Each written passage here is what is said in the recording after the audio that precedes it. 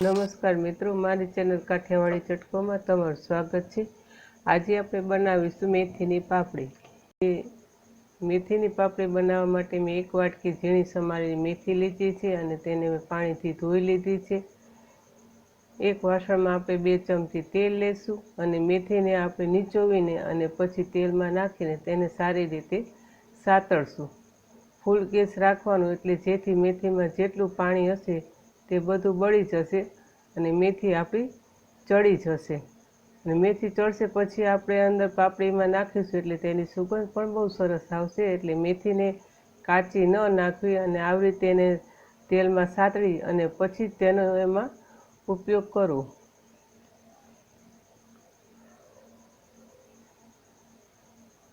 2 વાટકી આપણે ઘઉંનો લોટ લેશું, તે પણ આપણે ચાળીને લેવાનો છે। જો તમારે 1 વાટકી ઘઉંનો લોટ અને 1 વાટકી બાજરીનો લોટ લેવો હોય તો પણ તે રીતે પણ પાપડી સરસ બને છે।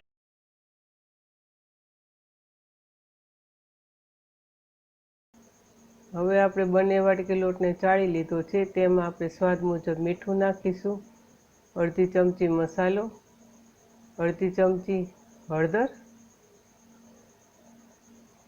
અને અડધી ચમચી આપણે અજમો લેશું। તેને આપણે હાથેળીમાં મસળી અને પછી જ અંદર નાખવાનું, તેથી અજમાની અંદર સુગંધ સરસ આવે। જો તમને અજમાનો ન ભાવતો હોય તો તમારે જીરું પણ લેવાનું, તો અડધી ચમચી જીરું લેવાનું। અજમો અથવા જીરું બેમાંથી એક જ વસ્તુ લેવાની, બંને સાથે ન નાખવી। હવે આપણે મોણ માટે તેલ નાખી અને તેને મિક્સ કરી લઈશું। પહેલાં આપણે મોણ સરખું નાખી અને જોઈ લેવાનું કે મોણ બરાબર છે ને પછી જ આપણે મેથીને મિક્સ કરીશું। હજી મોણ મુઠ્ઠી વળે એવું નથી, આપણે બીજું તેલ નાખીશું। હવે આપણે જે મેથીને શેકીને રાખેલી છે તે અંદર નાખી અને તેનો એક લોટ બાંધી લેશું।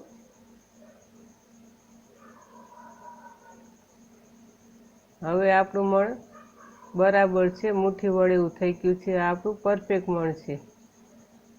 થોડું થોડું પાણી નાખીને આપણે તેનો બહુ કઠણ નહીં અને બહુ ઢીલો નહીં તેવો મીડિયમ લોટ બાંધવાનો છે, કે જે આપણે પરોઠાનો લોટ બાંધી છીએ તેનાથી થોડોક આપણે ઢીલો રાખવાનો। હવે આપણો લોટ બંધાઈ ગયો છે, તેના આપણે ખાખરા આપણે બનાવી તે સાઈઝના મોટા મોટા આપણે થેપલા વણવાના છે। એટલે આપણે મુઠ્ઠીમાં આવે એટલો આપણે લુવો લેવાનો અને એને આપણે હવે વણી લેશું। વણવા માટે થોડોક આપણે ઢીલો લોટ રાખેલો, તેના માટે આપણે ઘઉંનું અટામણ લઈ અને વણીશું, એટલે આપણે પાટલીમાં લોટ ચોંટી ન જાય। અટામણ લેતું જવાનું અને વણતું જવાનું। મોટો ખાખરા ટાઈપ જ આપણે વણવાનો છે। આપણે ખાખરો જેવો પાતળો હોય તેવો જ આપણે રાખવાનો છે। આ રીતે આપણે મોટું થેપલું વણી લઈશું અને બધા થેપલા આ રીતે આપણે વણી અને એક ડીશમાં આપણે મૂકતા જશું। અટામણ લઈને આપણે વણેલું છે તેટલે થેપલા ઉપરા ઉપરી મૂકશું તો પણ ચોંટી જશે નહીં। હવે દરેક થેપલાને આપણે એક પ્લાસ્ટિક શીટ ઉપર સુકાવા દેવાનું છે। 2-3 કલાક સુકાઈ જાય પછી તેને આપણે પલટાવી લેવાનું છે।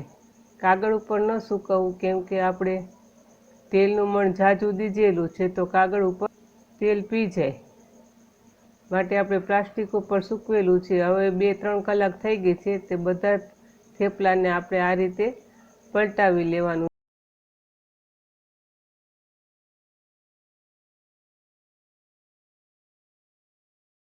છે અને બીજી સાઈડ મેં આખી રાત મેં સુકાવા દીધા છે અને આ રીતે ઉપર પ્લાસ્ટિક ઢાંકી દીધું હતું।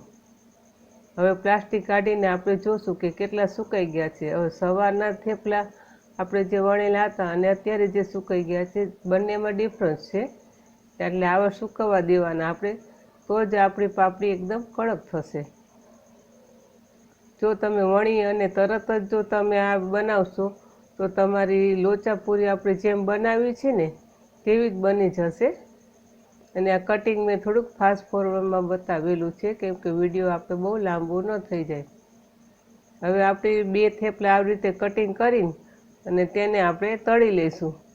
2 થેપલા આપણે આવી રીતે તળાય ત્યાં સુધીમાં આપણે બીજા 2 થેપલાનું કટિંગ કરી લેવાનું અને તળાતા જાય ત્યાં સુધી બેનું કટિંગ તૈયાર રાખવાનું અને ફૂલ તાપ આપણે રાખવાનું છે. હવે આપણે જોઈ લેવાનું છે કે આપણું તેલ બરાબર આવી ગયું છે ને. તો હવે બરાબર તેલ આપણું આવી ગયું છે તો તેમાં આપણે બધી પાપડી નાખી દઈશું અને એને તળતા જાશું અને બીજા થેપલાનું સાઈડમાં આપણે કટિંગ પણ કરતા જાશું.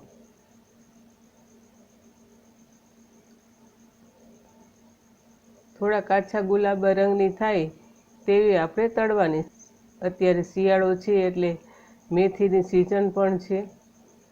જો બાળકો મેથી ન ખાતા હોય તો આ રીતે આપણે એ પાપડી બનાવીને પણ આપણે એમને ખવડાવી શકીએ છીએ અને ટેસ્ટમાં પણ બહુ સરસ લાગે છે. એકદમ પોચી અને ક્રિસ્પી ચા સાથે પણ ખાવામાં બહુ સ્વાદિષ્ટ લાગે છે. તો એક વખત જરૂર બનાવજો. આ રીતે આપણે બધી કાપતા જશું અને તળતા જશું. જો તમને મારો વિડીયો ગમ્યો હોય તો મારી ચેનલને લાઇક શેર અને સબસ્ક્રાઈબ કરજો અને તમારા ગ્રુપમાં શેર કરજો. ચોરાફળી ટાઈપ કરવું હોય તો તમે ચોરસ પણ કાપી શકો છો અથવા તો આની નાની નાની પૂરી પણ વણીને તમે બનાવી શકો છો. તો ચાલો આપણે એને સર્વ કરી લઈએ.